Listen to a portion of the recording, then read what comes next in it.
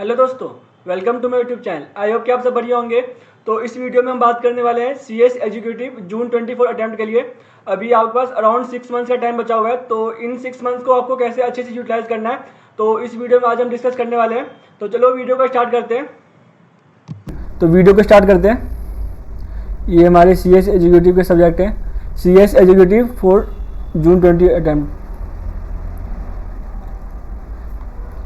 CS executive जून 24 under new syllabus.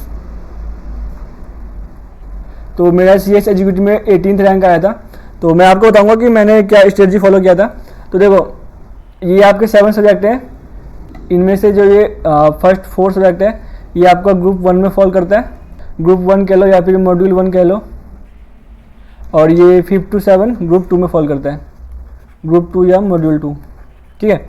तो इसमें जो ये थर्ड सब्जेक्ट है, ये आपका सेटिंग अप ऑफ बिजनेस, ये आपका 60 मार्क्स का है। And industrial and labour law, ये आपका 40 मार्क्स का है। सिमिलरली यहाँ पे कॉर्पोरेट अकाउंटिंग, ये आपका 60 मार्क्स का है। एंड फाइनेंशियल मैनेजमेंट, ये आपका 40 मार्क्स का है। ये आपका 40 मार्क्स का है। ये मैं अंडर न्यू सिलेबस की बात कर रहा हूँ। देन कैपिटल मार्केट, ये 40 मार्क्स का। And security law 60 marks. Similarly यहाँ पे इकोनॉमिक कमर्शियल लॉ, ये 2 लॉ हैं, ये आपके 60 मार्क्स के हैं।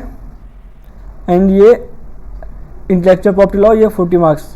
एंड टैक्स लॉ में आपका अगेन 2 पार्ट है, DT and IDT. DT is of 60 marks and IDT 40 marks. तो ये आपका एग्जाम का पैटर्न है। एंड इन सभी सब्जेक्ट में आपका 20 मार्क्स का एमसीक्यू रहेगा एंड 80 मार्क्स का डिस्क्रिप्टिव रहेगा, सिर्फ पेपर नंबर 4 को छोड़ के। पेपर नंबर 4 आपका कौन सा है? Corporate accounting. इसमें आपका 100 मार्क्स का पूरा डिस्क्रिप्टिव रहेगा, कोई भी एमसीक्यू नहीं है। तो ये वाला paper number 4 corporate accounting and financial management, ये आपका टोटली डिस्क्रिप्टिव बेस है। ठीक है। तो ये आपका एग्जाम पैटर्न है। अभी आपको स्ट्रेटजी क्या फॉलो करनी है। तो जैसा कि मेरा रैंक 18 आया था, तो मेरा मेन टारगेट था, अभी जो पुराने स्कीम के अंदर रजिस्टर्ड है, तो उनको मैं एडवाइस करूँगा कि आप मतलब जून 24 में अगर आपको एग्जाम देना है तो आप पुराने स्कीम के अंदर ही एग्जाम दें। क्यों? क्योंकि उसमें आपको 3 पेपर मिलेंगे। एक शायद आपका कोस्टिंग है, सेकंड आपका टैक्स है, एंड थर्ड शायद मेरे ख्याल से अकाउंटिंग एंड एफएम कुछ है। इसका थर्ड सब्जेक्ट मेरे को याद नहीं आ रहा, बट 3 सब्जेक्ट हैं जो आपका 100 मार्क्स का एमसीक्यू है। तो ये सब्जेक्ट काफ़ी स्कोरिंग है। तो मेरा जैसे सीएस एग्जीक्यूटिव में 18 रैंक था, तो उसका मेन रीज़न था कि मैंने इन 3 सब्जेक्ट में अच्छा परफॉर्म किया था। मैंने इन तीनों में आई हैड स्कोर एग्जम्पशन, मतलब मैंने 60 मार्क्स से ज़्यादा सभी में स्कोर किया था। और मेरे को याद है कि कोस्टिंग में मैंने 88 मार्क्स स्कोर किए थे आउट ऑफ 100। तो मैंने इन 3 में अच्छा परफॉर्म किया था, जिसकी वजह से मेरा टोटल स्कोर भी अच्छा हो गया और फिर मेरी रैंक भी आ गई। तो मैं वही कह रहा हूँ कि जिन लोगों ने पुराने स्कीम में खुद को रजिस्टर किया हुआ है, तो वो जून 24 में पुराने स्कीम के अंदर एग्जाम दें, क्योंकि वहाँ पे 3 पेपर हैं जो 100 मार्क्स के टोटल एमसीक्यू हैं। तो वो काफ़ी स्कोरिंग है आपके लिए। तो अगर आपने उसमें अच्छा परफॉर्म कर लिया तो आप काफ़ी ईजिली सीएस एग्जीक्यूटिव पास कर लेंगे। ठीक है। तो जो पुराने स्कीम है वो मैं बोलूँगा कि आप पुराने स्कीम के अंदर एग्जाम दें जून 24 में। और जो आपका न्यू स्कीम है उसमें आपका सभी सब्जेक्ट में 20 मार्क्स का एमसीक्यू है, सिर्फ पेपर नंबर 4 को छोड़ के। तो आप यहाँ भी काफ़ी अच्छा परफॉर्म कर सकते हैं, क्योंकि देखो पुराने स्कीम में टोटल सब्जेक्ट थे 8। जो पुराना स्कीम था उसमें सब्जेक्ट थे 8 एंड न्यू स्कीम में आपको पढ़ने हैं ओनली 7।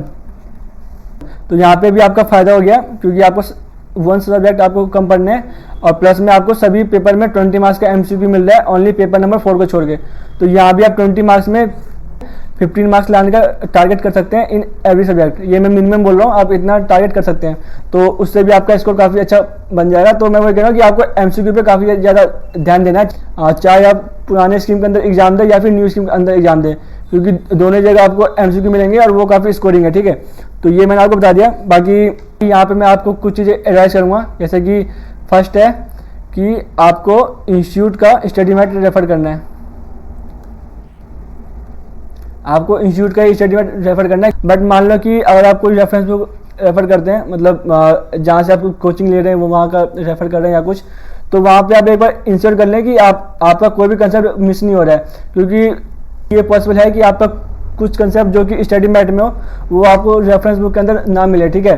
तो इसलिए मैं बोल रहा हूँ कि आप एक बार मैच कर लेना कि आपका कोई भी कंसेप्ट मिस ना हो, ठीक है। तो ये एक चीज़ आप ध्यान रखना। बाकी कुछ बच्चे पूछते हैं कि कोचिंग और सेल्फ स्टडी, तो देखो मैं कहूँगा कि आप सेल्फ स्टडी से भी CS एग्जीक्यूटिव निकाल सकते हैं, क्योंकि मैंने भी कोचिंग नहीं लिया था, मैंने भी सेल्फ स्टडी से किया था। तो आप सेल्फ स्टडी से कर सकते हैं, बट जिसको कोचिंग का नीड है तो वो आप कोचिंग भी जा सकते हैं, ठीक है। और थर्ड पॉइंट वो वही है कि आपको कम से कम 2 से 3 बार आपको सब्जेक्ट को पूरा रिवाइज करना है, सभी सब्जेक्ट को 2 to 3 टाइम्स मिनिमम।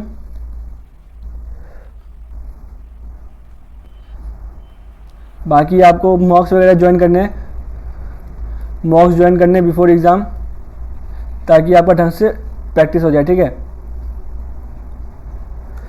और 3-4 इंस्टीट्यूट के जो पास्ट पेपर्स हैं उनको आप देख सकते हैं कि इंस्टीट्यूट आपसे कौन सा आंसर एक्सपेक्ट कर रहा है। जो इंस्टीट्यूट के प्रीवियस पेपर के सजेस्टेड आंसर है वो आप एक बार चेक कर सकते हैं कि इंस्टीट्यूट आपसे क्या आंसर एक्सपेक्ट करता है, ठीक है। एंड उसके बेस पे आप अपना प्रिपरेशन स्टार्ट कर सकते हैं। तो ये चीज़ हो गया, पास्ट पेपर चेक करना है आपको। और बाकी अगर आपको एग्ज़ाम में अच्छा परफॉर्म करना है तो क्योंकि CS एग्जीक्यूटिव में आपको मेनली जो सब्जेक्ट हैं वो सारे लॉ वाले हैं, ठीक है। तो अगर आपको लॉ में अच्छा परफॉर्म करना है उसके लिए आपको कुछ सेक्शन को याद करने पड़ेंगे, सेक्शन नंबर आपको याद करने पड़ेंगे जो इम्पोर्टेंट वन है। सेक्शन नंबर आपको याद करने पड़ेंगे इम्पोर्टेंट वन के, ताकि आप अच्छा स्कोर कर पाए एग्जाम में। ये कुछ पॉइंट थे जो मेरे को डिस्कस करने थे, मैंने भी ये सब फॉलो किया था। मैंने एक्चुअली 3 मंथ्स की प्रिपरेशन में रैंक 18 ऑब्टेन किया था, तो मेरे पास 3 मंथ्स का टाइम था, और अभी तो आपके पास लगभग 6 मंथ का टाइम है कम से कम, तो आप काफ़ी अच्छा प्रिपेयर कर सकते हैं। और इसके लिए मैं कहूँगा वही कि आपको मेन फोकस करना है MCQ पे, क्योंकि MCQ काफ़ी स्कोरिंग होते हैं, और अगर आपने उसमें अच्छा परफॉर्म कर लिया तो आपका स्कोर काफ़ी बढ़िया बन सकता है, ठीक है।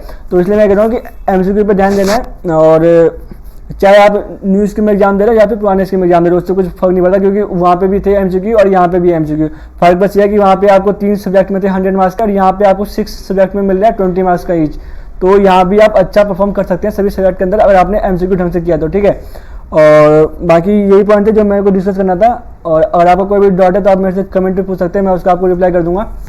बाकी यदि आपको ये वीडियो यूजफुल लगा हो तो इसको लाइक कीजिए, अपने फ्रेंड्स के साथ शेयर कीजिए जो CS का एग्जाम देने वाला है। और मिलते हैं नेक्स्ट वीडियो में, तब तक आप सभी को thank you and all the best.